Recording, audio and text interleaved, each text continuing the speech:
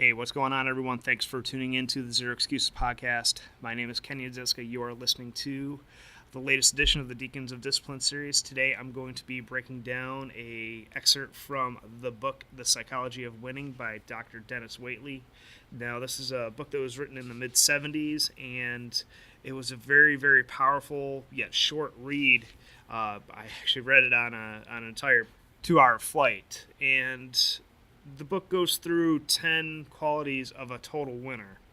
And those are positive self-awareness, positive self-esteem, positive self-control, positive self-motivation, positive self-expectancy, positive self-image, positive self-direction, positive self-discipline, positive self-dimension, and positive self-projection.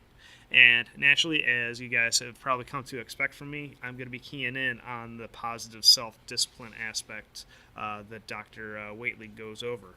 And this book is set up pretty well in that he covers the material, then he sums it up in a review, and then has some action steps that one can take to implement these ideas that he talks about in the book. But like I mentioned, I'm going to read a quick excerpt from the positive self-discipline chapter. Here it goes. Most people forget the simple routine for learning a skill or habit. Desire, information, assimilation, and repetition. We learn how to walk, drive, type, fly, speak a foreign language, ski, act in a play, etc. Why is it so difficult for us to apply learning to our most important life goals? Everything is habit forming if it is repeated. Self-discipline alone can make or break a habit. Self-discipline alone can affect a permanent change in your self-image and in you. Self-discipline is a winning edge that achieves goals. Self-discipline is mental practice, the commitment to memory of those thoughts and emotions that will override current information stored in the subconscious memory bank. And through relentless repetition, the penetration of these new inputs into our robot achievement mechanism, resulting in the creation of a new self-image. A winner's self-talk. Of course I can do it. I've practiced it mentally 1,000 times. Losers say, how can you expect me to do it? I don't know how. So that's a very, very powerful illustration of why visualization and positive self-talk are so important. So I want to break those two ideas down a little bit and give you guys a sense of how I've implemented those two ideas in my own personal life. So number one, I've mentioned that I practice meditation each and every morning, and those two ideas are an integral part of my meditation practice. And I've mentioned that before. You can go back and listen to my previous episodes on that. However, there's some other points during the day during which I engineer my self-talk so that I can get the results that I want to get throughout the day. For example, I have a set of mantras, or what I call a doctrine, that I read before I sit down and record each and every podcast. It's basically a way for me to engineer my thoughts so that I can give you guys the best quality podcasts I possibly can. Another example of this is I have a similar set that I read before I go into the gym so that I get the most out of my time in the gym and I get the results that I'm after. And then I also have yet another example is a set of doctrines that I read at the end of my workday when I pull into the parking lot at my apartment complex, and before I head into the house, I read a set of doctrines so that I get my mind right. Before I walk in, give my wife a kiss and give my daughter a hug.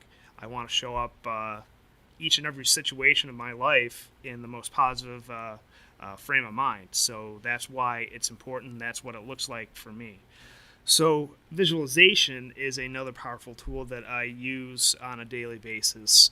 And Dr. Waitley illustrates this a little bit earlier in the chapter by giving some examples of Vietnam-era prisoners of war who returned after years of captivity only to have these newfound language skills, or being able to play a new musical instrument, or being able to play a perfect round of golf. They did this by visualizing these practice repetitions or practicing playing these things in their own minds. And that really illustrates how powerful visualization, taking those mental repetitions can be for you.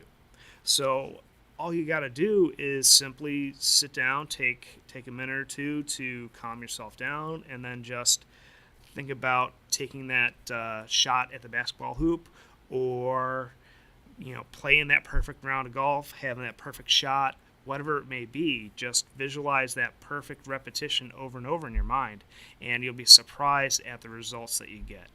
So there you have it, guys. Thanks for tuning in to today's episode. But before we sign off, just want to remind you guys real quick of the resources that we have for you. Number one is head on over to our free closed Facebook group at facebook.com/groups/zero excuses. That's excuses spelled without the E, XCUSES. And also don't forget to check out our Infinite Results Mastermind group. This is a group of alpha men who are looking to gain a chokehold over their time and get the results that they want in their life, in each and every area of their life. You can check that out at kennyandziska.com/results. And if you're really looking to take your results to the next level and need that one-on-one accountability, I encourage you to also check out my discipline coaching program at kennyandziska.com/discipline. You'll fill out a short survey and have the opportunity to schedule a 60-minute phone consultation with me to see if you're a good fit for the program. But this is only for folks who are willing to invest the time, the money, and the energy into getting the results that they want in their life. And lastly, guys, don't forget to subscribe, rate, and leave us a review on iTunes and all the other podcast platforms. All right, guys, thanks again for tuning in. I will chat with you later.